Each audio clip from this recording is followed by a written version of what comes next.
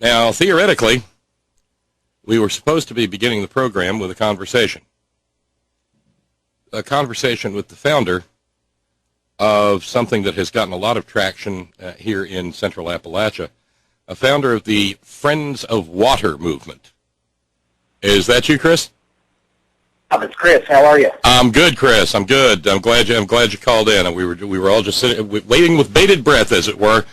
I'm glad to get a chance to talk to you and bring you on and introduce you to the H.O.R.N Family Commune congregation. Chris Hale is a West Virginian like me, and you are a Fayette Countyan like me.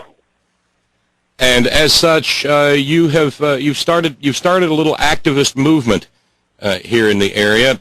More and more people are displaying that iconic Friends of Water sticker on their car, and well, other places as well. What was the genesis of the whole thing, Chris? Well, I started in the Virginia water crisis when the tank farm failed along the river there in Charleston, and I noticed that we weren't getting the national and international coverage that we needed. Although the local reporters did a fine job, people like Ken Ward Jr. were knocking it out of the park over at the Charleston Gazette in terms of providing people with the information to be educated about the water crisis.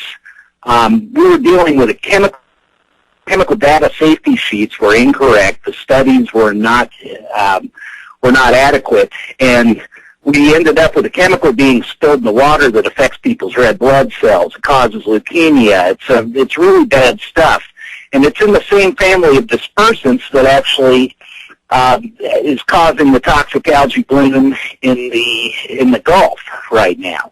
So not only do we have toxic algae blooms in the Gulf, we also have them going on in the Great Lakes, affecting the water of over 300,000 people in this weeks ago.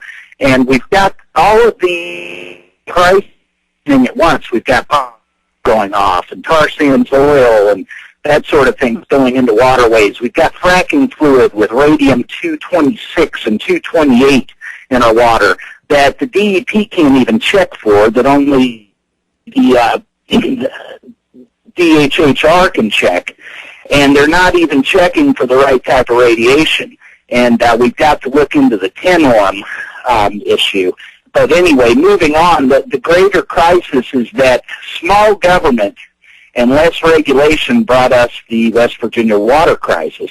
And now we're in the situation where we know better, and we know we have to safeguard our water supply. We have to keep it free of chemicals, toxins, and contaminants. And furthermore, we're going to fight for your human right, Bob, to have access to that water supply. Are you with me? Been there for a long time. Absolutely. Excellent.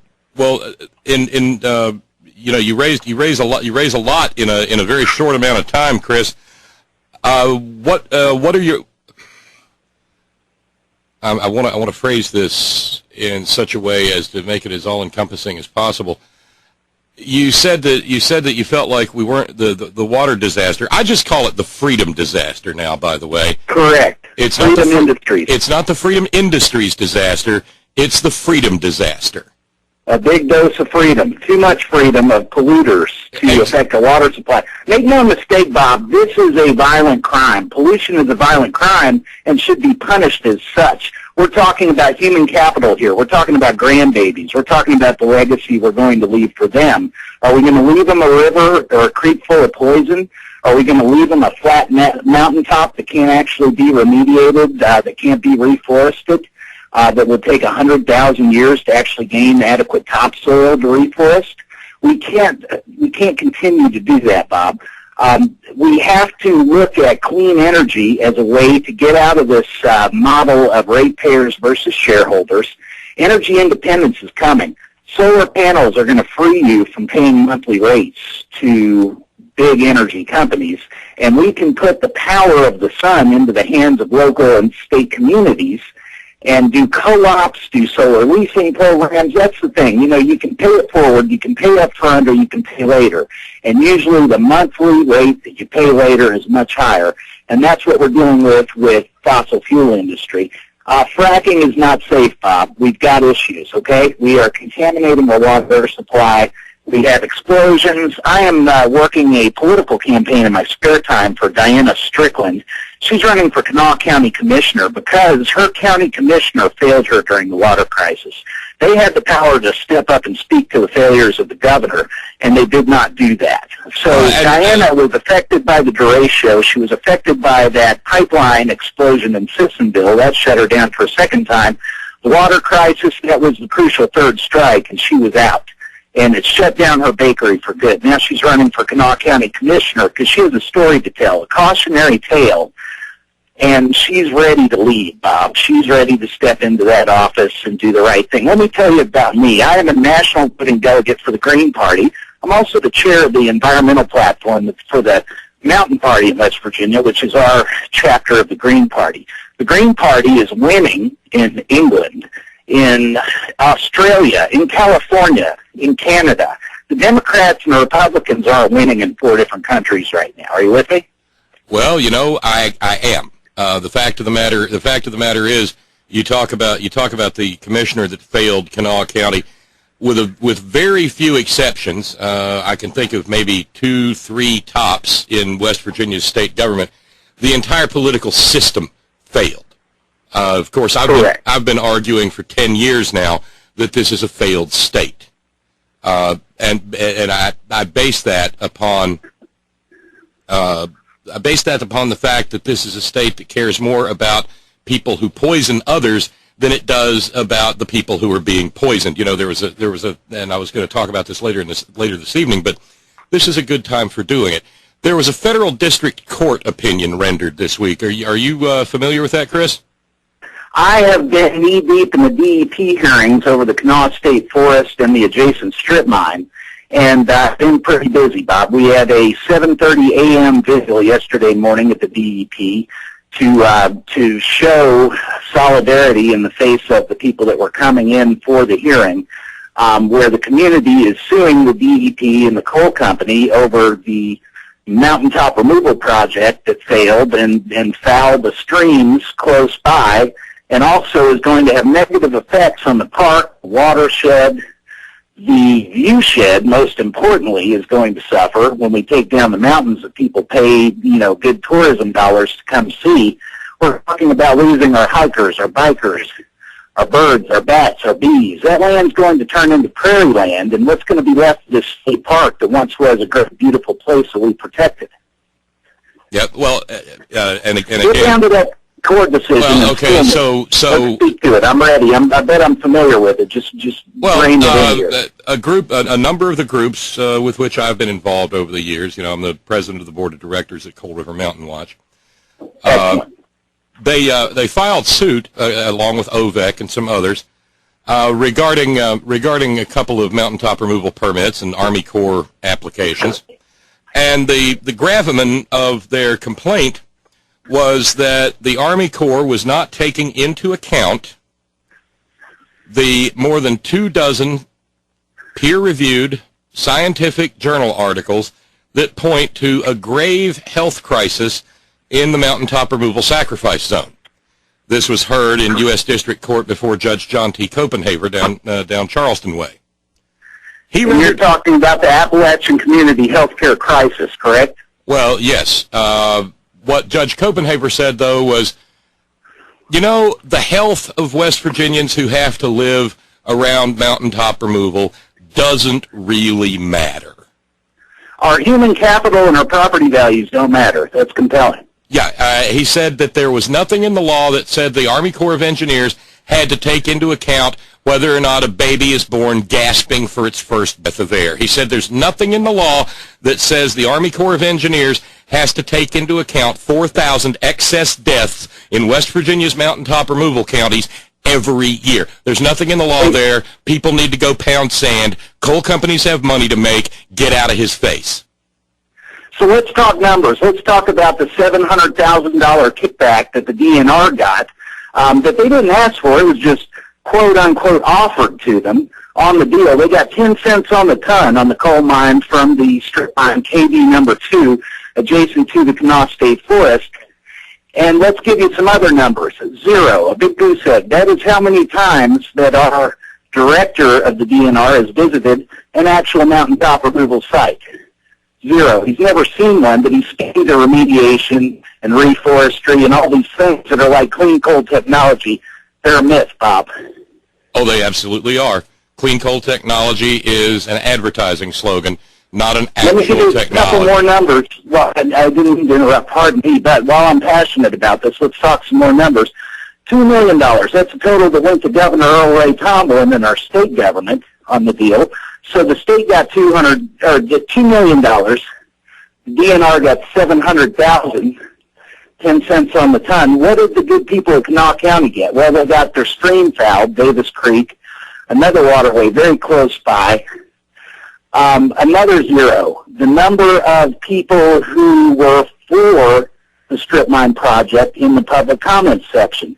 0 people spoke in favor of the project, while hundreds of people made public comment with respect to the fact that they did not want the agency to issue a permit, which they never actually did issue a proper permit or a legal permit, for that matter. So with respect to that fact, we've got serious issues with whether or not the project should even be in motion. And here's the other deal. The DEP attorneys are working in tandem with coal company attorneys, sitting together in the hearing. It's pretty appalling, Bob. And then also, it was quite evident the party affiliation of the chair of the hearing, the DEP, Republican chair. Oh, yeah, there's that. It becomes pretty foully transparent pretty quickly. That I've been to my fair share of these hearings, Chris. They are hearings insofar as they are. Well, they're not hearings. They're public theater. They have nothing. There's nothing about them that is related to justice, which is why, among other things, we need that's why my colleagues and I went and actually got the only bill in Congress that would end mountaintop removal, the Appalachian Communities Health Emergency Act, H.R.N. And I've been working with Vernon Haltom with Coal River Mountain Watch. He stood with me at a press conference along with Rowan Nicklum, who did the Fast for the Mountains. Yep. And he was posted up at our state capitol fasting for a long time to save this mountain. And Roland's exact words to me were, this is not a hunger strike. This is not a protest, Bob. This is a basic plea to the humanity within each and every one of us, no matter which side you're on. And it's to be done with 2 things, love and determination. This is to be done for future generations, for the sake of the legacy we leave behind for them. Absolutely. The question then, let me ask. We can kind of gauge things, Chris. I think it was brilliant to take that little swoosh design that the Friends of Coal have propagated all over this state and turn it into Friends of Water. Do you have any idea how many of those you've distributed? Because I see a lot of them now. I've distributed about 1,000 stickers already, and I just got more the other day. And that's the beauty of it, Bob. I'm seeing them riding up and down the highway. We have people sending in pictures from all over the country, and that's the other thing. Now we have Friends of Water Ohio. We have Friends of Water Colorado. We have people stepping up and starting chapters in several states, and this is a growing movement. We beat Friends of Coal in numbers on Facebook and Twitter, social media. We skunked them the week of the EPA hearings in Atlanta and Pittsburgh. And that goes to show you that the tide is turning. People are awake. They're understanding that we can't continue with this policy of intentional poisoning and allowing our legislators to pass bills that pollute our waters and poison our children. Yeah, and to be fair, putting a sticker on a car is not necessarily the same thing as activism, but it is a first step, isn't it? It's a statement, Bob. It's a statement that we stand for a water supply free and clear of toxins, contaminants, and chemicals. We learned during the water crisis that 0 parts per billion is the number we're seeking. There are no safe, acceptable levels of chemicals in the water. And furthermore, we have not followed the recommendations of the U.S. Chemical Safety Board 3 of the members, the scientists who are on that board, are members of my political party, Bob. And the thing is, they've been here 4 times in the last 12 years and made recommendations which have never been followed. Never. I tried to speak to Sherry Moore Capito, and I was blocked by one of her bodyguards during that U.S. Chemical Safety Board meeting. And I addressed the board, and I first and foremost thanked them for coming 4 times over the last 10 or 12 years. And secondly, I made a plea to our state and local leaders to please follow up on the recommendations of the U.S. Chemical Safety Board, because we've done nothing to safeguard our waters, to inventory tank farms. You know what? Since the water crisis, none of those tank farms have been inventoried. We don't have any solid numbers or labels on those chemicals. We don't have a proper working inventory. We can't manage it. We don't know what, and even if we knew what chemicals were where, we wouldn't necessarily know what their impact, as we discovered with the Freedom disaster, is on human life, human beings, correct, human existence, because none of it's been tested. You know, correct, and the tests that have been done, I'm sorry, but the tests that have been done are not conclusive, like the test for PPH and for the chemicals that spilled during the water crisis. Those tests were bad. They were not adequate to determine the health and safety impact on human beings. You know, they did some animal testing, and it was light, and it was not adequate in determining the health risk to humans. So that's why I come out right after the chemical spill and tell people, well, the water's safe to drink, but pregnant women shouldn't drink it. What does that tell you, Bob? Well, it tells me the same thing, that anybody who wants to drink the water, that's a personal choice. Even Natalie Tennant said, well, that depends on what your definition of safe is, and she sort of lost me there, kind of like when Nick Casey lost me in his denial of climate change. Yeah, see, that's the problem. And I want to go specifically into this realm of inquiry, Chris. When 300,000 people got their water poisoned, you know, 1% of that would be 3,000 people. Just 1%. Why? And I'm asking, you know, holistically, why was there not 1% of the poisoned people circling the Capitol? Let me give you some numbers. We had thousands of people come out for Duck Dynasty autographs, and we had hundreds of people come out for our rallies. What does that tell you, Bob? Well, it tells me that this state is we're either in denial or just a more generalized dysfunction. I would like to call it Stockholm Syndrome, and I would like to speak to the fact that we're dealing with the same extraction industries who 100 years ago had these folks' grandparents living in labor camps and paying them script, and now they're playing the dignity of these people's grandparents' labor against them in the election cycle by closing down mines to influence the vote. So you end up with a 25% turnout. Oh yeah. Not lost on me at all. But the question then is, if that was the reality, that we couldn't even get 1,000 people who had been, or 3,000 people who had been poisoned to stand up for themselves, what does it take, Chris, to get them to?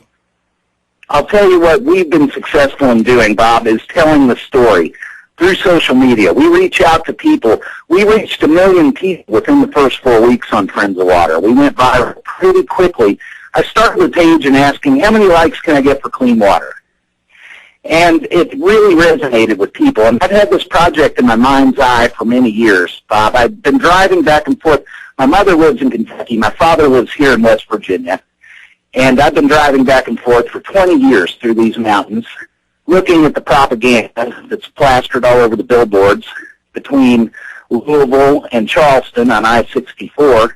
And we get to hear all these funny stories about blame Obama, blame the EPA. Let's blame the industry. Let's talk about coal stocks. The stock ticker tells the tale, Bob. Numbers are down. They're not looking good. These coal companies are not in good shape. And you know what they're doing? They're pulling up their stakes and they're moving to greener pastures like Wyoming, where they can dig a pit. I'll tell you what, West Virginia is top-heavy in labor in the coal industry.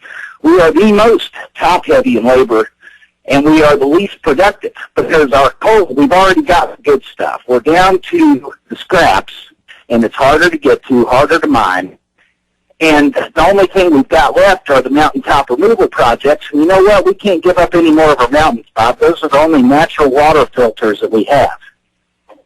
Yes, they are. 500 of them are gone. More than 2,000 miles of streams are buried. And then there are those 4,000 excess deaths every year. Yeah. So we're banging the drum. We're stirring the pot. We're keeping sustained outrage on the top of the heap here, and pushing people to the edge of where they're comfortable to explore the idea of, are we safe? Will our children have clean water to drink? Will they wear gas masks? Will they have cancer? I've had 2 members of my family go through chemo in the last few years and radiation. I'll tell you, this is not genetic, Bob. We have a Appalachian community health care emergency happening. These mountaintop removal sites release all kinds of toxins, heavy metals, contaminants, like you were speaking to, the valley fills with respect to blocking up our natural streams, killing our fish, destroying whatever land we would have to leave for our future generations. What do we do next? Well, we fight for what we have left. We clean up our own backyard. We think local. We act global. And we work together. That's one thing the Friends of Water has done, is we built a platform. We built a ship to sail into the next battle. We built a platform to have the clean water conversation and to address the human rights issue, in that we all have a basic human right to have access to a clean, safe water supply, and the UN stands with us, Bob. Oh, yes, they do. Yes, they do. My colleague Bo Webb and Judy Bonds, who has since gone on and is sorely missed, people like Larry Gibson, were at the UN, God Almighty, 8 years ago. 8 years ago. You know, this struggle has been going on for a very, very long time, and it is, for a while there, it was climbing in people's consciousness, and then we sort of, I don't know, I think we got overshadowed. Well, you know who's sticking up and fighting for the people, Bob? We've got Bill DiPaolo and Paul Corbett Brown, who just got back from Europe, talking to United Bank of Scotland, different people about the horrors of mountaintop removal. They don't do this crap in the Catskills. Like Bobby Kennedy Jr. says, in New York State, they protect the property values and their human capital because they know that they have nothing to lose. They really have to protect their land, and they do. And why are we going to continue to put up with being the armpit of the East Coast when we have the best land, the best streams? We are the birthplace of rivers here in West Virginia, and also the water uniquely belongs to us in this state. It does. The fact of the matter is, this is a temperate rainforest, and correct. And we are one of the most well-watered states in the Union. And those little streams that they bury in the mountaintop removal sacrifice zones are the feeders for the water supply downstream throughout much of the southeastern United States and up into PA. You know, the Monongahela River rises in West Virginia and flows north. West Virginia University grads have a theory about why the Mon flows north. We'll leave that aside for a moment. But the fact of the matter is, the New River rises in North Carolina and flows through West Virginia.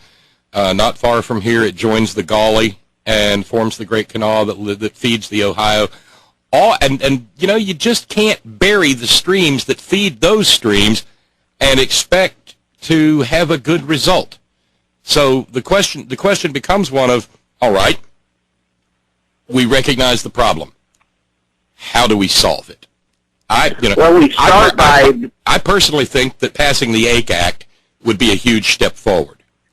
Excellent, and that's the thing. The federal court stood with you this week, Bob, and their ruling, it demonstrates the need for national mountaintop removal legislation, and that was, that was one of the victories this week that we want to lift up and celebrate, that you spoke to earlier in the conversation. Yeah, unfortunately, these are the moments when we lift up our accomplishments. We tell the story and we celebrate these victories because people join us when we win. Okay, that's when these kids and these universities buy in, and they convince Stanford to divest $18 billion And Joe Solomon in Fayetteville, West Virginia, is arguably one of the people behind that movement. He was the social media guru at 350.org behind record-breaking days of action in their genesis. And now he works with a coalition of campus groups that is pushing the People's Climate March in New York City. And I'll tell you what, Bob, the Mountain Party has a bus going up there, and if anybody wants a ticket to get on the bus and go join the People's Climate March in New York City, we've got a ticket for you. Just come over to Friends of Water on Facebook or Twitter, and you will find the link to get a ticket and ride up north with us. The march on New York City. Yeah, and what is from all over the country? What is the date on that, Chris? I think we're looking at September 21st. Let me double check that. I think that's the date. Yeah, that is gonna be a really, really big deal. People are coming from all over the country, converging on New York for that moment. And in fact, some of us in the 8 campaign have been having conversations about that. Well, I tell you what, Chris, among other things, we would welcome you inside the 8 campaign itself. If we want to pass this legislation, we're going to have to put massive amounts of pressure on the Congress in order to pass it. Well, I'll tell you, we reached over 100,000 people the week of those EPA hearings. I think we can help you raise some awareness to the issue. And you know what? I've been working quietly with Vernon for a long time in advertising and trying to plant the seed and win some hearts and minds in this battle. We've got to wake people up to the facts, Bob, and these are the facts. We're looking at the American West is facing record drought, while Nestle is draining a large percentage of the Colorado River's groundwater. That's the thing, ratepayers versus shareholders. Once again, are we going to start tanking our oxygen and selling it to our kids? Is that what it's come down to? Well, if they can figure out a way to do that, yes. I mean, that's capitalism. Profiteers. That's capitalism, okay? Robber barons. Pure and simple capitalism. Everything has a price. Even under the capitalist system, even human beings have a price. And that's where we need, the market does not regulate itself, Bob. We have to step in and regulate that market. And that's the problem. A lot of that legislation has been undone over the years, and that's why we had the housing bubble. That's why we're bailing out banks. That's why we're still addicted to fossil fuels, because that tap is still running, Bob. They are making money hand over fist, and they're not going to turn off the tap until they have to. And right now they're milking the cow. Absolutely. Now, the question becomes one of where we stand in West Virginia and Central Appalachia. I don't want people thinking, and they don't, because I don't know if you realize it, but you're talking to probably one of the most savvy audiences in the world where sacrifice in Appalachia is concerned. This is an audience that goes the world over. And familiar with the heavy lifting. Well, they know the sacrifices that have been made here, among other things, in part because as a broadcaster, I've spent more time talking about mountaintop removal than any other person on Earth who sits behind. My friend Brian Resner has great respect for your talent and for what you put out there, and he's the one that brought us together just a few days ago, and I really want to give him a shout out. Oh, He's a strong DJ in our area, and now he's a producer and a promoter, and what a talented guy. Oh, B-Rez is a dynamo of accomplishment and energy, and well, he gets the job done. Well, he was our voiceover guy for a very, very long time here until I got to get him back over here to cut some more tracks. But he's bringing change in the belly of the beast over in Beckley. He's a progressive, Bob. Oh, yes, he is. Ask him why. You'll like the answer. But what I was moving toward is this idea of recognizing that we are all being plundered. Okay, we are. It is not coincidence, and it's not merely an action of the goddess of irony, Chris, that on the heels of the freedom disaster, we get a disaster in Ohio with the algae bloom. And, of course, the for-profit media said, oh, look, there was an algae bloom. And the for-profit media then wasn't so good at asking, why is there Well, I'll tell you why. Bloom? It's two simple answers. Factory farming and sewage in our water. We are a great society, and we're using the same technology that the Romans did 2,000 years ago. We still defecate in our drinking water, and we don't have enough to do it. It's less than 1% of our water on Earth. Now, in terms of the ongoing West Virginia water crisis, in terms of fracking and with respect to mountaintop removal, I want to get back to the DEP hearing while I have your ear. Oh, sure. You were at this hearing, and it was a joke of a hearing, where the DEP and the KD2 attorneys denied facts concerning water quality in the viewshed of the park. And these are the issues that tourists, residents, hikers, birders, bikers, people of all ages who come to the park address through pro bono attorneys like Thomas Rist and Bill DiPaolo, who represented them. And as noted by the Kanawha Forest Coalition, issues raised yesterday included the failure of the DEP to secure joint approval from the State Historic Preservation Office as required by West Virginia Code, Chapter 22, Article 3, Section 22D2, prior to issuing the permit. Next, the Department of Natural Resources, which was also required to sign off on the permit, due to its proximity to the Kanawha State Forest, received 180 public comments, every single comment opposed to the mine. They chose to ignore them all and grant their approval, which I'll tell you, another big goose egg. You know how many these permits they've turned down? 0 in the history of the department. Every single one opposing the mine, every comment. They chose to ignore them all and grant the approval in spite of this very clear public opposition. DNR Director Frank Gihario claimed his testimony yesterday that DNR manages Kanawha State Forest in the public interest, yet the DNR acknowledged unavoidable adverse impact and, as stated above, ignored the unanimous public comments opposed to this mine. You can watch recordings of the hearing on YouTube on West Virginia Environment Videos, and it's split into 4 parts, morning, afternoon on August 11th, and morning and afternoon on August 20th. Interesting points from the hearing. The DNR got a $700,000 kickback from the project, 10 cents a ton on the coal that was offered to them that would pay for the dredging of a fish pond and any damage done to the state park by the adjacent mountaintop removal project. Governor Earl Ray Tomlin and company, the state government, will receive $2 million from the project, and I bet you they're going to fight hand over fist to hang on to that money. The DEP attorneys and the KD2 attorneys sat next to one another again, and they always do, working the hearing in tandem, Bob. The Republican chair of the hearing, again, seemed to side with them on every twist and turn. And then DNR Director Frank Gihario gave us 2 staggering numbers, and I'm going to go back to the goose eggs, Bob. He said that the state had never turned down a surface mine proposal, ever, and after speaking to reforestation projects on old mountaintop removal sites, admitted he had never actually visited a mountaintop removal site. This is the head of the DNR. One visit to Cayford Mountains, Bob, will teach him the truth and the myth of mountaintop removal reclamation and probably change his mind concerning his rhetoric moving forward. Again, the big 0 mentioned was the number of surface mine permits that have been turned down ever, and the last big 0 that was very compelling was the number of people who offered a public comment in favor of the project. None. Complaint of water contamination from the last hearing were ignored. We have evidence of them. Also, proper consideration was not given with respect to the public comments, all of which were against the project. The park is protected by ordinance from surface mining projects, and the most important part of the park is the viewshed. Air and water quality will suffer.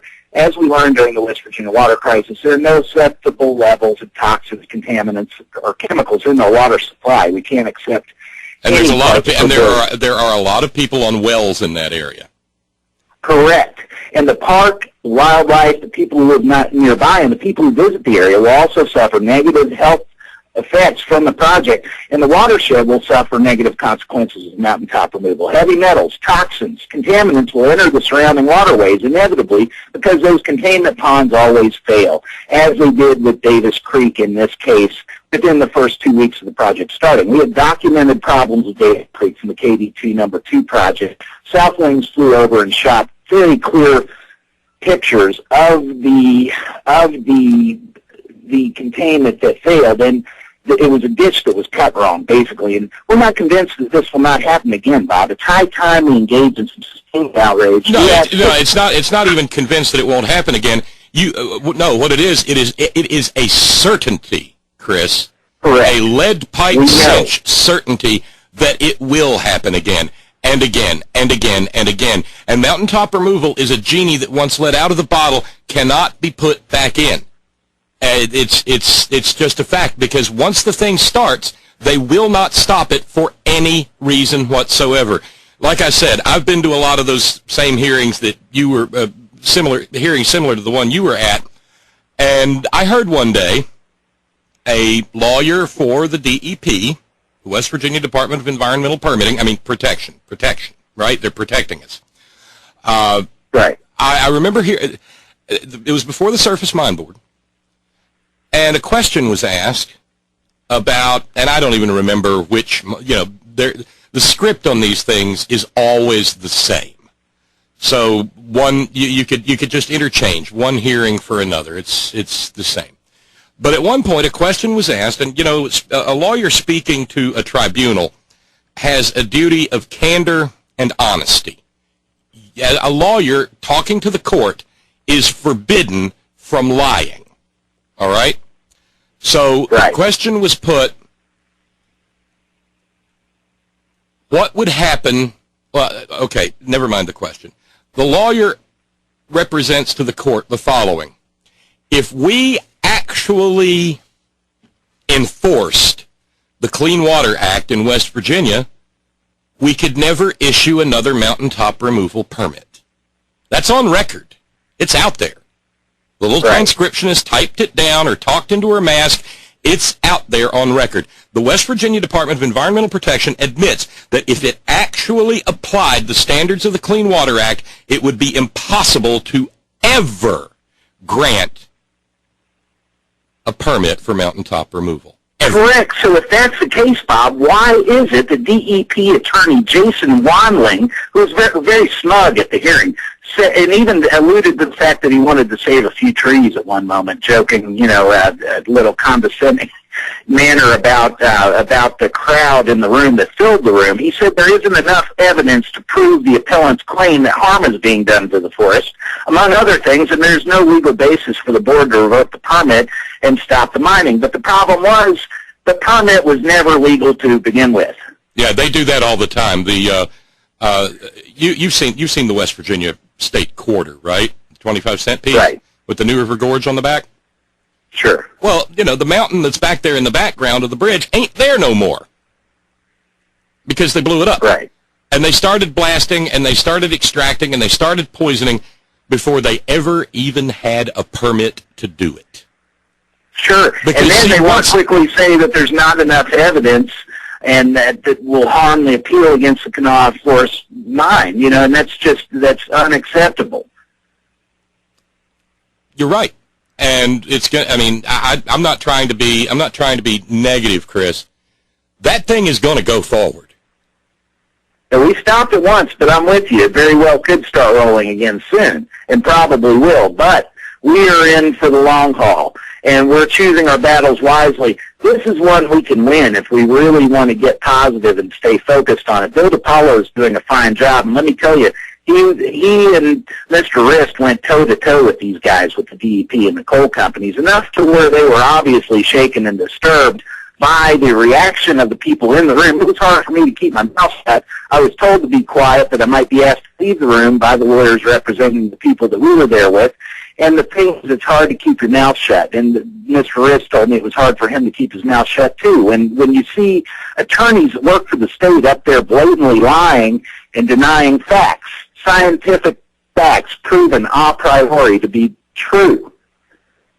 Yeah, but they do it. And the problem that exists here, it goes back, Chris, a ways. And I'm not trying to throw up roadblocks. That's not my intent. No, let's examine the history, because that's where we're going to find our answers. Because see, to the riddle. In 1976, by 1976, there had been a huge outcry against basically just Katie bar the door, no holds barred strip mining in Appalachia. And it was, and during that time, of course, we had the Buffalo Creek disaster that killed 125 and displaced thousands. So by 1976, there's enough of a national outcry, and it had been led by Ken Heckler, God bless him, He's a Facebook friend of mine. I love Ken. Oh, Ken Heckler well, there should be statues to him. There won't be. He's up there with Wendell Berry, in my opinion. Yeah. But by and Larry and all of our heroes. By 1976, it came to a head, and the Congress considered legislation to regulate strip mining. And that is what we got in 1977 in the form of the Surface Mine Control and Reclamation Act. Instead of providing relief to people who were beset by strip mining, it codified it into law. And in the Surface Mine Control and Reclamation Act is the very place where you see mountaintop removal made expressly legal within that statute. Jimmy Carter signed it into law, but he did so saying this is a bad law and it will mean bad things for a lot of people in Appalachia. Correct. And so there is nothing, and that brings us back to Judge Copenhaver and Judge Chambers as well, because he's ruled the same way. There is nothing in any of these statutes that say that human life matters a damn. Not a bit. It is not even to be considered. And that's the way the coal industry wants it. I'm with you. I just was going to say, how are people putting bans into place in their own communities by expressing these concerns all over the country? It's happening. People are stepping up and speaking out, and they are speaking truth to power and getting together, getting on the same page. Well, it is. It is happening in places like New York and Colorado, and other areas as well. But it's not happening here because it cannot happen here. It is. I mean, there was a case a couple of years ago where the city of Morgantown tried to ban fracking within city limits. It was struck down in a heartbeat. This is a colony. People who live in West Virginia who consider themselves American citizens, Chris, are not fully vested American citizens. We do not have the same degree of citizenship that a coal company has. And we need to understand that, because anything else is proceeding from fancy and fantasy. We don't. That's why, and you know, Judge Copenhaver, bless his heart, the ruling was brutal. I posted a poem about it on my Facebook page yesterday. The ruling was brutal. It says that the Army Corps of Engineers does not have to consider human health or human suffering. It just doesn't, because of the way the law is written. And that means that, and what he was telegraphing, whatever, was if you want a law that addresses human health impacts, you have to pass a law that addresses human health impacts. Correct. And that's the job before us. Let me talk to you real quick about what I was doing in Florida when the water crisis happened. I was working with good guy lobbyists there on clean water legislation, and we put forward a petition and passed a constitutional amendment. Now the good people of Florida can vote in November and choose in the ballot box they're going to put 3% of the state budget toward clean water for the next 20 years if they vote yes on one. And they also got, we got 600,000 signatures for clean water and paid the petitioners $1 apiece and managed the teams, and were successful in doing so. And then we got 900,000 signatures for economic engines for the state in terms of MMJ. So now Florida voters can vote yes on 2 and pass that constitutional amendment as well. That's a win-win for Florida voters. Now, why are we going to take the back seat, Bob, when all around us you've got Kentucky, Tennessee, Indiana, all moving forward with industrial hemp projects? West Virginia has the means and the ability to move forward with economic engines like that will fire up our next wave of economic development. That's the thing. We can make graphene. We can make fiber.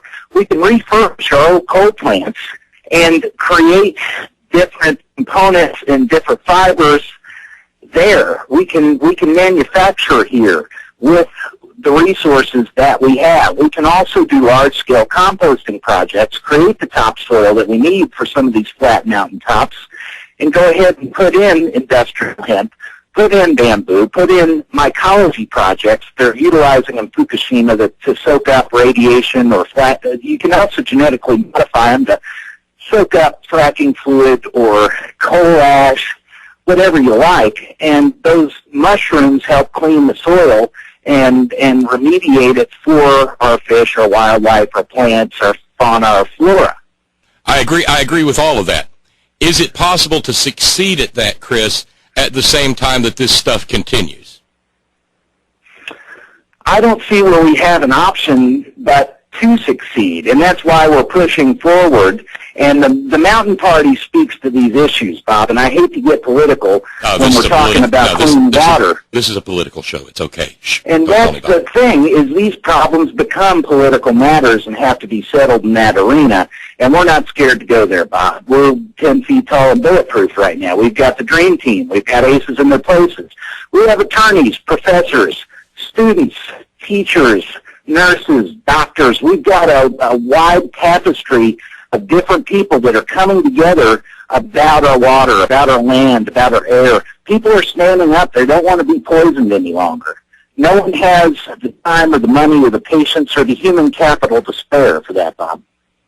No, they don't. What I was leading up to is there is a United States Geological Survey study out there that has thus far been suppressed that speaks to what blasting. We've looked at water for a very long time, and rightly so.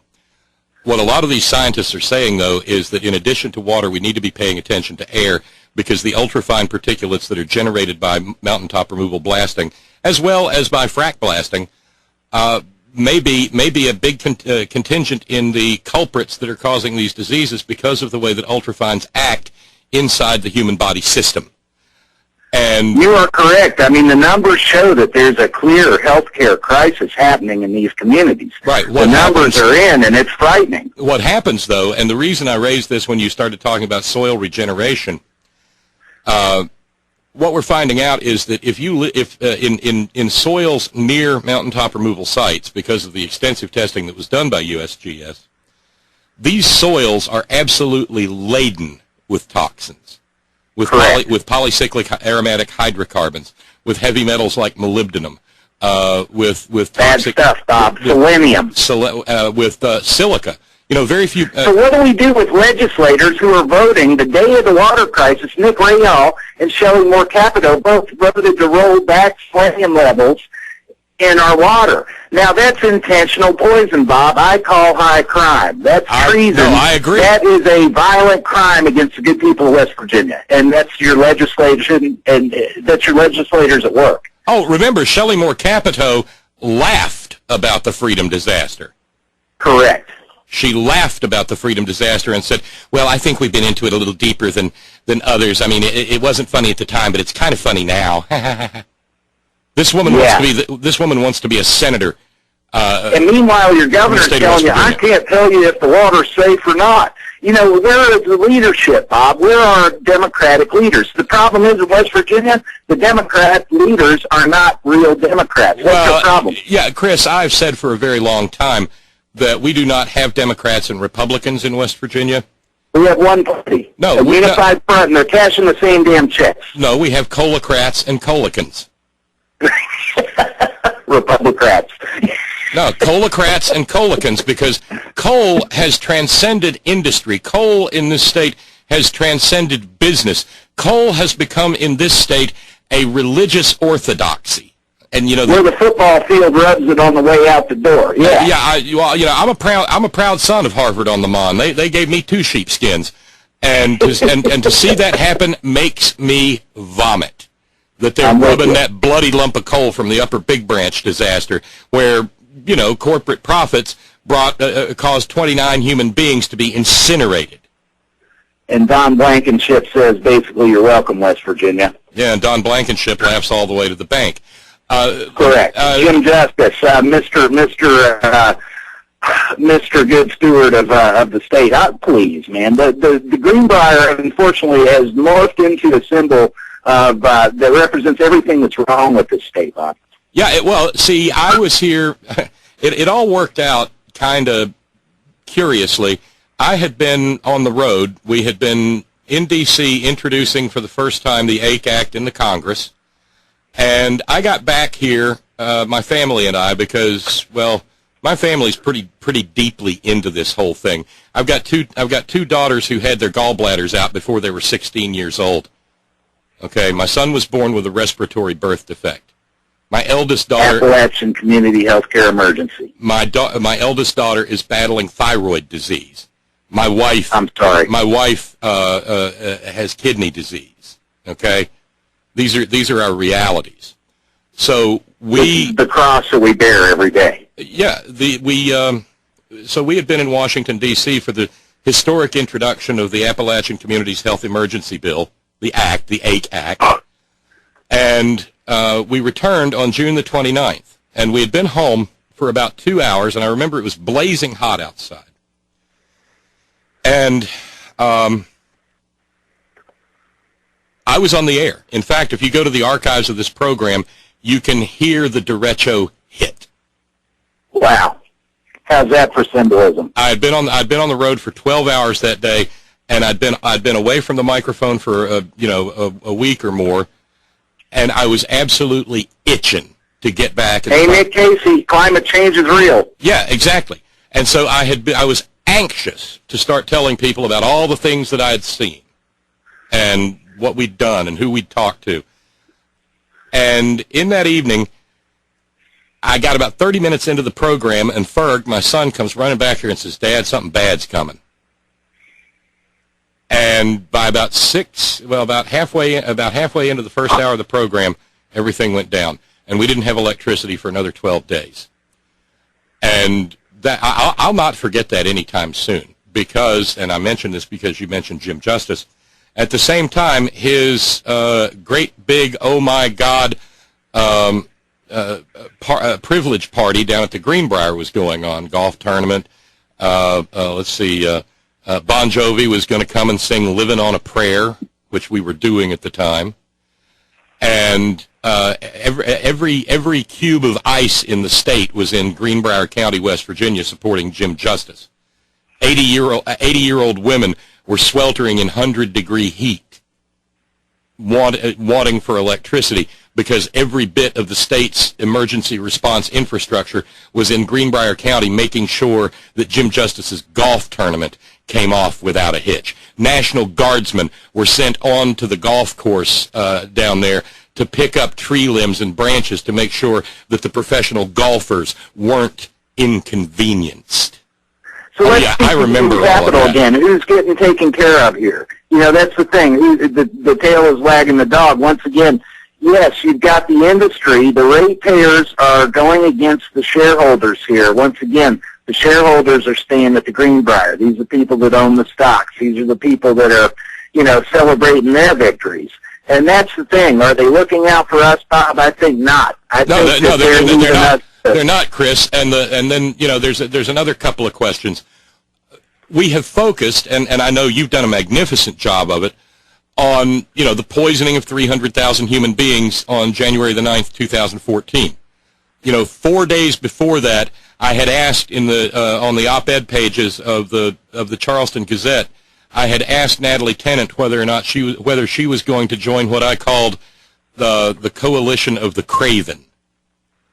And of course, she won't answer, except to say that she has a balanced approach to mountaintop removal, which is sure, because she doesn't want to. She doesn't want to shake things up, and that's our problem. See, I'm dealing with even friends of mine in Charleston who are very Charlestonian. That's another problem specific to West Virginia. We have a hard time seeing past our backyard. We've got the NIMBY folks, not in my backyard folks, but they don't really care about the next watershed, and they don't realize our water connects us all. That's the thing. You got to think in terms of the region. You got to think about the tri-state, Ohio, Kentucky. You know where the water was shut off during the West Virginia water crisis? In Cincinnati, a couple hours down the road. Yep. In Louisville, Kentucky, where my mother lives, the water mains were shut off because they had high concentrations of MCHM in the water supply. In Louisville, Kentucky, I'm talking 5 hours down 64, Bob. So this is not just a West Virginia problem. This is an American problem. This is a healthcare emergency that really permeates the boundaries of Appalachia. So what we've got to do is stand together as a region. As a region, we've got to speak truth to power. You know who's knocking it out of the park? Keepers of the Mountain Foundation, Appalachian Voices, Kentuckians for the Commonwealth, Bow River Mountain Watch. We've got a lot of groups that are doing a lot of strong work and stepping up to the plate, and we have tremendous victories to celebrate. And that's how we're gaining numbers, and that's how the movement is spreading and how we're gaining momentum. People join in as we tell the story and we tell the cautionary tale. We caution people and bring them to the edge of being uncomfortable again, but we also tell the story about our triumphs. We celebrate our victories, and there are some. You know, we shut down that strip mine project about a month ago. That's a huge victory, Bob. You know, that's something to celebrate. So that shines a little light at the tunnel for me. Yeah, every victory has to be celebrated at whatever level we can have them. And I don't know, maybe one of these days we'll celebrate a victory in which the political class of this state becomes respondent to the people who they ostensibly serve.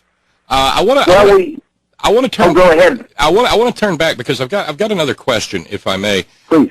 Within the purview of the development of the water disaster, the freedom disaster, because again, the coal industry's freedom caused a disaster for a lot of decent human beings.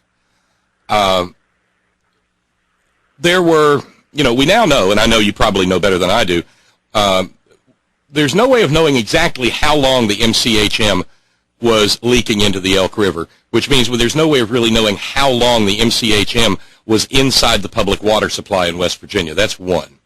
It was leaking in June during the cleanup, Bob. That's the thing. When did this leak ever stop? It didn't. You know what happened? The water company dropped the ball. They poisoned everyone. Then the state did. Then it was boil here, flush here, boil here. And you know what they're trying to do? They were trying to hold up the age-old mantra in the water plant business, which Bob Bocock, Aaron Brockovich's lead water investigator, spoke to quite often. The problem is that dilution used to be the solution, Bob. That's how they handled this crap. They would just dilute the water and hope that they would get it down to an acceptable parts per million or parts per billion number to where they could flush the system and just let it go downstream. But that's the thing. Where are we passing the buck? Are we passing the buck to Cincinnati, to Louisville, to my mother's house? Where we're going to send it? Are we going to send this fracking fluid to an Ohio landfill? Is that the answer?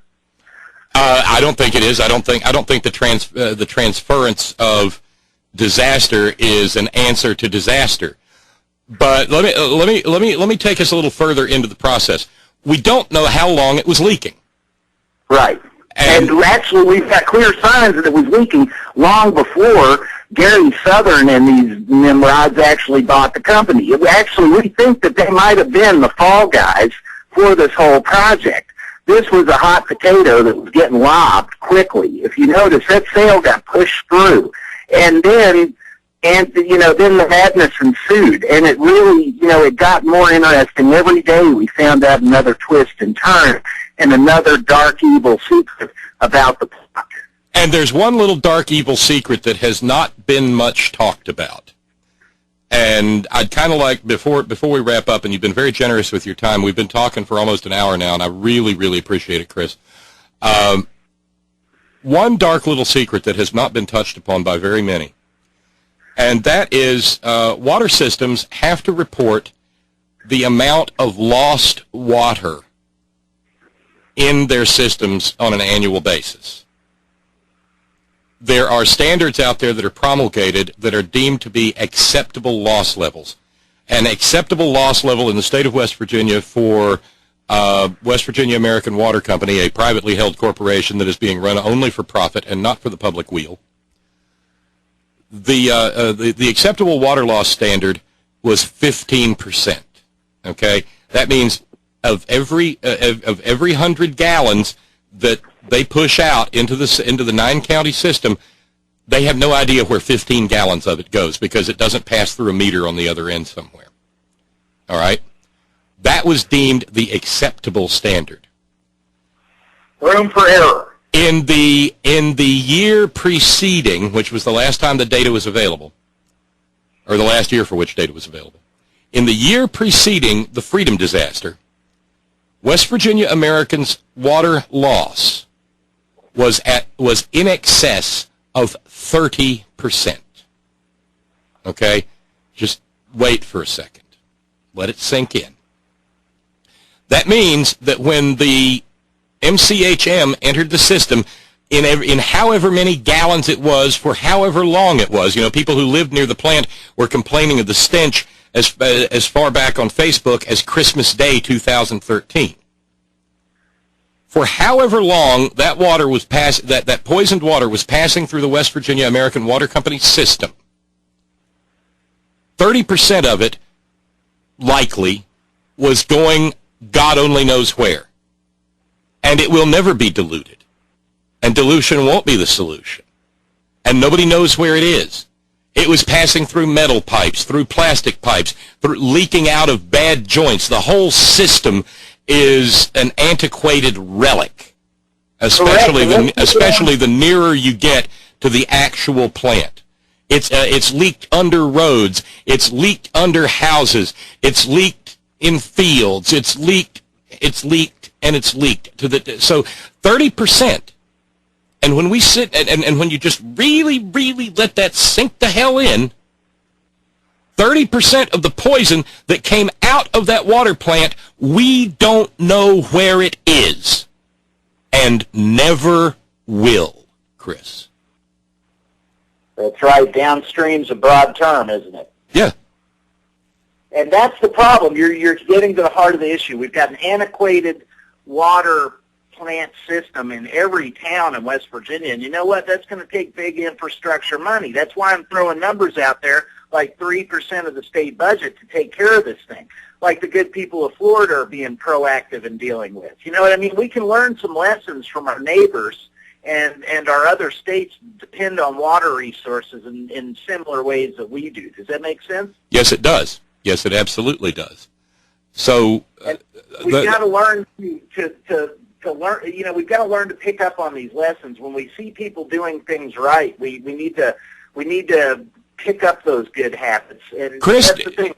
do you have any kind of an answer for why it is that state government, upon being informed that there was a toxic chemical spill, waited for all the hours that it waited before it even issued a warning? Secondly, do you have any kind of an answer for why the system was never shut down?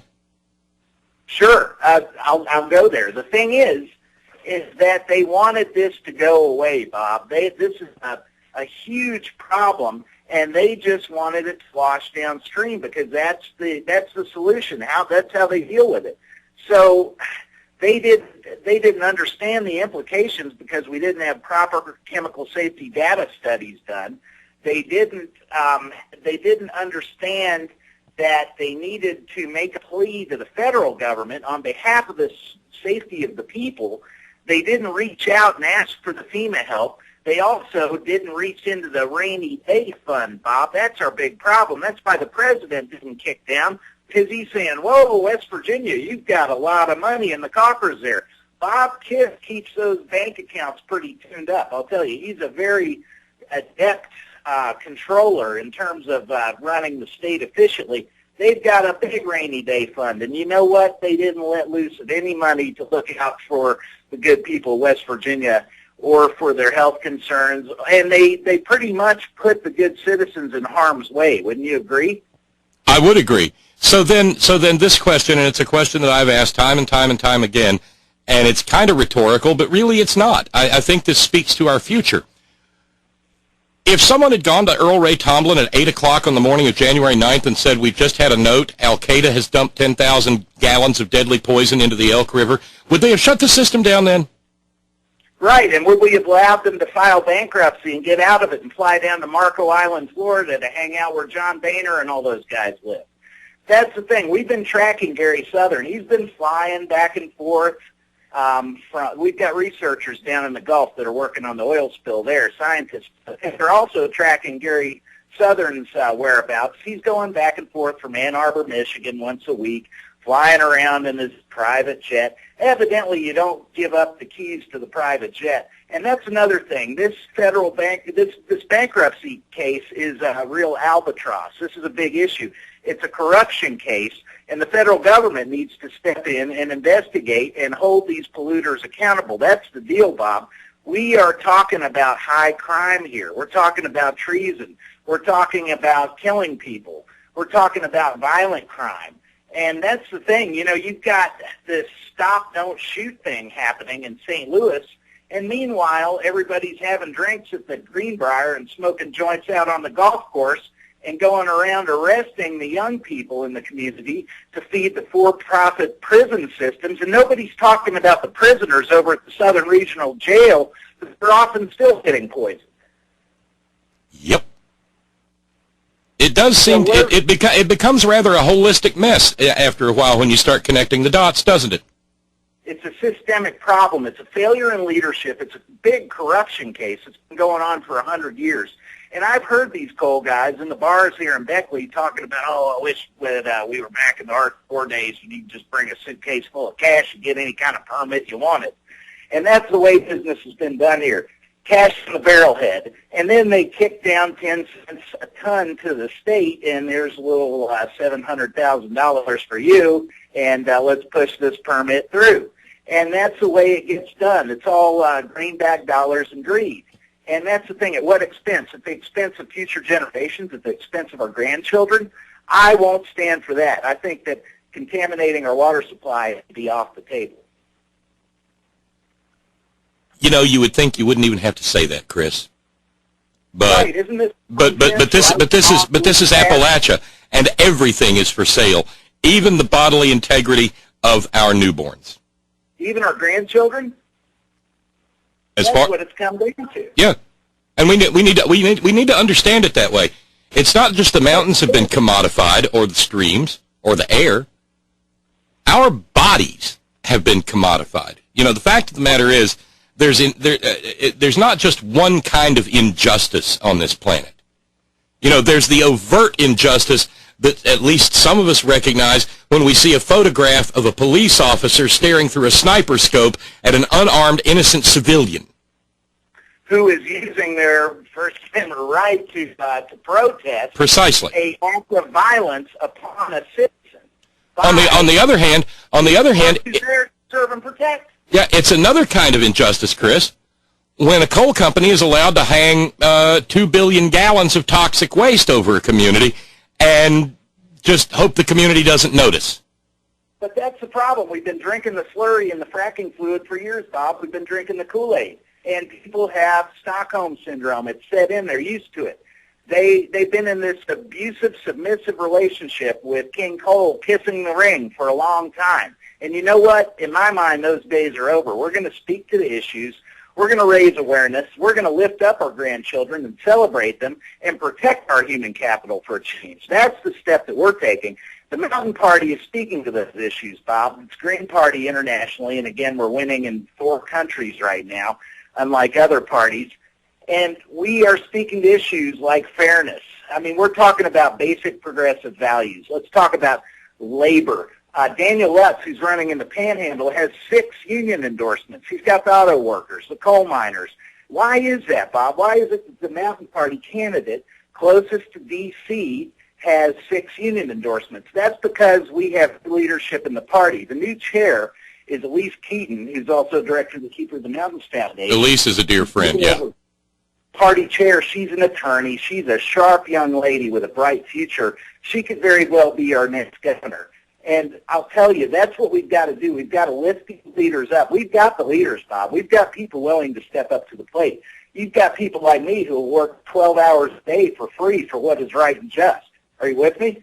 I absolutely am, because I've been walking that road for a while. I know a lot. I know a little about that. You being confident and bold enough to speak truth to power on the radio waves and to inspire people to make change, because that's what this is all about. We can do this, folks. We can change the way things work around here, protect our property value, our human capital, our grandchildren. We can take better care of ourselves, and in protecting ourselves, we protect each other. Does that make sense? Absolutely. Hey, Chris, do you have because, you know, there's a whole lot more people listen to this program outside of West Virginia than in it. That's just the way that's just the way it works out. But Is there some way that if somebody's out far away and they'd like to be a friend of water and they'd like to put the sticker on their car and they'd like to take that first step, that public statement of support, and then maybe because the journey of 1,000 miles begins with one step, is there some way they can get their hands on one? Absolutely. All they got to do is send a message to Friends of Water on Facebook or Twitter. I'll tell you what, we have 6 admins who are editors on the page. One's an IT specialist, 2 are attorneys. We've got 3 graphic artists. We've got a heck of a team here. And all you have to do is send us a message, and we'll drop one in the mail. I just got fresh stickers in. Send me $4 or $5 a sticker for donation. You can PayPal me at friendsofwater14@gmail.com. And our P.O. Box is Friends of Water, P.O. Box 111111, Minden, West Virginia, 25, let me give you the zip, hang on, 25879, I think, Minden, West Virginia. And PayPal works the quickest. But if you drop me a line, send me a message and say, hey, shoot me a few stickers, I will get back to you within 24 hours and drop them in the mail. And that's how we roll. We're raising money so that we can keep doing what we're doing. And where the money goes is into printing more shirts, more stickers, paying for gas so that we can go between Kanawha County, Raleigh County, Fayette County, and up into the Panhandle to campaign this weekend. And that's what we're doing. We're fighting the good fight and putting gas in the tank so that we will be ready for the next battle. And we are fighting every day. But we are also telling the story and celebrating our victories and building the dream team in the process. Again, a bunch of college kids just got Stanford to divest $18 billion from fossil fuels. Paul Corbett Brown was able to go over to Europe and get some major banks to divest from mountaintop removal. That's the thing. The walls are falling down. They are beginning to tumble. Let me ask you one. This might be semi-controversial, Chris, and it's not directly related, but it kind of is. You know what the latest internet sensation is? The ice bucket challenge. I've seen a lot of Friends of Water speak to this issue. I'll tell you, I've seen 60 or 70 of our folks speak to this. And you know what? They're getting a good response and waking people up to the fact that this is a waste of our water. We don't have that much to play with. Look at what's going on in California. You know what's going on out there? Some of the attorneys are sending me messages. Chris, how's it going? They're asking us to come to Colorado and help to work the campaign there against the frackers.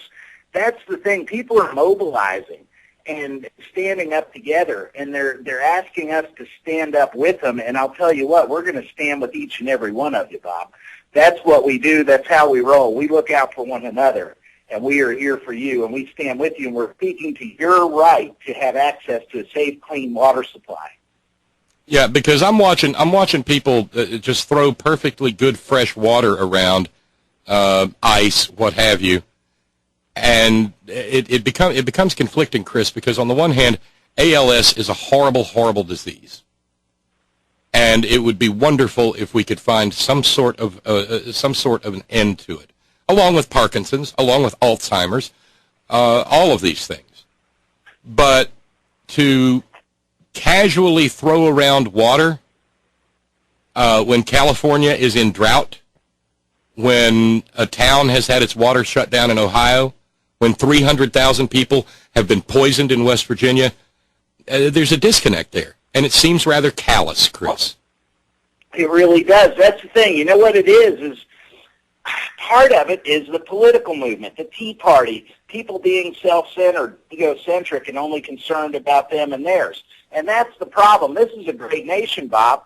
What happened to bring us you're tired, you're needy, you're hungry, you're poor? That's the nation I grew up in. That's what I want to lift up and celebrate. We want to take care of people. We don't want to send babies back to Honduras that left a war-torn area filled with drug cartels and violence that came here to see their parents or to get a better chance. That's the thing. All of us here have people down the line who are immigrants. All of us come from hardy immigrant stock, correct? Except the folks who were here all along. Correct. I'm with you. And some of them were. Yep. And there are a few of them left. And they are, you know, my friends, my indigenous First Peoples friends in northern Wisconsin are leading one of the most profound fights for clean water that this country is seeing, and it is a brilliant thing to behold. I'll tell you a little more about them sometime if you want to know. Chris Hale, this has been a magnificent conversation, and I really do appreciate the time you've taken to share your thoughts and to share your zeal and your enthusiasm and your determination. It is absolutely, because it's catching. It is. That's how we roll, love and determination. We do it with those two things, Bob. And you know what? It's contagious. There are scientific studies that prove it. If you, it was on Brain Games with Jason Silva the other night. They did a study with psychologists, and they walk into a room where there's two-way glass, and one of the test subjects bumps the other in the hallway and says something kind of rude on the way in, and then the other one is given the option of mild, medium, or hot sauce to give that person. And that's funny. What the study showed is when they walked in the room and the scientist was off-putting, they were more apt to put hot sauce in the food. When they were bumped by the other test subject in the hall and then they came into the room and the scientist was kind to them, they opted for the mild sauce for the person that bumped them in the hallway. What does that tell you? It tells you that good vibes are contagious, and that when we show compassion and love for others, that what goes down comes around, and that's how it works. Indeed, indeed. Well, Chris, let's first of all, I need to let you know that the archive of this program will go up shortly after the program closes at 9 p.m. Eastern Daylight Time, and if you want to share it around, you are more than welcome to do so. I would love to. Secondly, if you're going to be around on Facebook after 9 p.m., I'm going to reach back out and maybe we'll talk a little further. I think there's work to do. Absolutely. But and that's the thing. I stand with you, Bob. I stand with Vernon. I stand with the good people who are putting the ACHE Act into action and keeping it in play. We're here to make change. We're here to protect our water supply for future generations. It's simple. And we're going to succeed, and we are. We're celebrating victories every day. As tough as this fight is, we are winning. We are. We are indeed. Chris Hale, Friends of Water, thank you again for all of your time this evening. We will, I have no doubt, be talking more in the future, and this is always an open and ready forum. Tell the Friends of Water that this conversation has been going on for 10 years here. And we appreciate you people who have been working in the trenches for a long time. That's the thing. I just got into the movement here in West Virginia because in January I had been discouraged previously by some of the lack of results. I had worked on a wind farm project in Greenbrier County several years ago that was shot down by environmentalists for the sake of indigenous birds and bats and migratory flight patterns. And the thing is, how many animals die from carbon pollution from water and... Oh, no. See, I remember that, the NIMBY nightmare of Greenbrier County. Right. The people with the chest hairs and the gold chain who said, "Oh, Muffy, it's going to they talk with their teeth clenched. It's going to destroy our viewshed. The viewscape pollution is going to be unbearable here. I mean, we've come down here from the brutal city, and we want some country life, and now they're going to make us look at a windmill. I can't stand it." Oh, the horror. Yes, and that's the thing. I even, we ran through the numbers. It's funny. This conversation was happening on Friends of Water this morning and also on the Mountain Party page. And that's the funny thing. We're weighing the results, and you put aside with the turbines. And I'll tell you, I was at One Spark Festival down in Florida, the IDEA Festival, and I saw piezoelectric technology, flutter technology that'll charge cell phones, that requires no turbines. I saw technology for harvesting natural gas that doesn't require drilling. The technology is here. We have the answers. Like Benjamin Franklin said, I hope we don't run out of coal before we turn to the sun. Exactly. Well, Chris, like I said, I hope we'll be talking soon. Tell folks, this is, you'll note something. We've been talking for almost an hour and a half now. I appreciate it. this means much to me. Unlike most radio programs, at no point in time have I said to you, "Now, Chris, hey, it's great talking to you. Let's take a break now and pay the bills, run some ads, and run a few, tell people about the bowling ball, the vacuum cleaner that'll pick up bowling balls and drop it on a mattress made of foam developed by NASA while you're rubbing a tonic into your hair to herbally grow your hair back." We don't do that here, Chris. We don't do that here. This is about the conversation. And I appreciate that. This is the future, and anybody, Chris, of goodwill is welcome to engage in the conversation here. And I'd like to have our platform chairs call in. We've got an economic platform in the Mountain Party. We also have a fairness platform. We've got a legalization platform. We've got a labor platform. We are the party of the people. We're speaking to the real progressive issues that the Democrats are just leaving behind. Yep, well, we know what's happened to the Democratic Party. It is a sad thing. It has been co-opted. It has been taken into the giant corporate Borg, and but you know what? They are not irresistible, and not all of us will be assimilated, Chris. Not all of us. No. Some of us will stay out here and try to hold it at bay and eventually stop it. That's the thing. How long are we going to put up with the choice of the lesser of two evils? That's the thing. Divide and conquer is an ancient battle tactic, and we're still falling for it. Well, yeah. I mean, there are systemic things that are unique to the American system that were probably a mistake from the beginning, but you have to have a really, really comprehensive understanding for why the Constitution was created the way the Constitution was. Charles Beard's analysis, the economic interpretation of the Constitution from like 1917, is really the best beginning point for getting that comprehension. But I fear that's probably a conversation for another day. In the meantime, let's do talk. Maybe chat even after the program, and I'll shoot you a note and let you know when you can go and get the audio file. Excellent. I appreciate your time, Bob, and it's been a pleasure. It's been an absolute joy on this end, and we're going to get together. We'll sit down across a glass of hard cider or a Fayette County crafted beer or something, and who knows what might come out of that. I'm looking quite forward to it, and that's the thing. There's work to be done, and I'm ready to roll up my sleeves and get the job done and speak some more truth to power.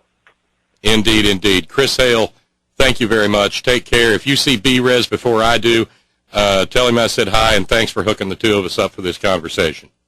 Absolutely. He's over promoting a party at Munchie's tonight, buy one, get one list for the ladies over there. And B-Res is hard at work, 7-8 days a week. Bare minimum. 8 at the very least. Chris Hale, Friends of Water, take care. Good talking to you.